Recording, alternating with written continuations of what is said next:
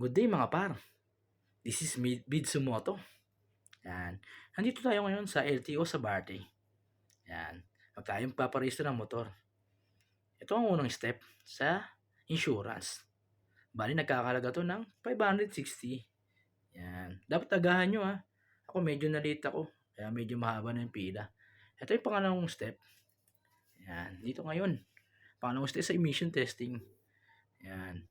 Mahaba ang pila mga par. Bali dito nagkakalaga ng 700 pesos ay emission testing. Yan dapat bago kayo pumunta dito mga par. Yan, check niyo na yung motor nyo kung may problema para wala nang problema katulad ng mga ilaw, busina. Yan. Dito, try nyo dito mga par. Sinubukan ko dito. Dati tagal. Ngayon napakabilis na. Yan, ito pala yung motor ko. Yan, pina-emission ko na.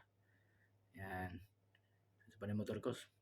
Dapat condition mga par ha. Yan, pagpupunta kayo ng LTO mga par. Yan. Yan. Ito pala yung pangatlo. Dito sa registration. Yan. May mang-check sa motor nyo. Mga tao, nakaitim. Yan. Bali sila yung inspector. Yan. Titignan nila kung may problema sa mga ilaw, busina, yung gulong. Yan. Ito, bali tapos na sa atin. Napakabilis. Yan. Ito na yung fourth step. Dito na ito sa loob. Yan. Pasado tayo. Mga par sa emission. Yan, dito tayo sa loob. Dito pag meron dito, pwede kayo kumuha ng Philippine ID. Yan. Ito na yung pangapat. Buti aircon na dito, nag-improve na ang LTO. Kabaliches. Yan.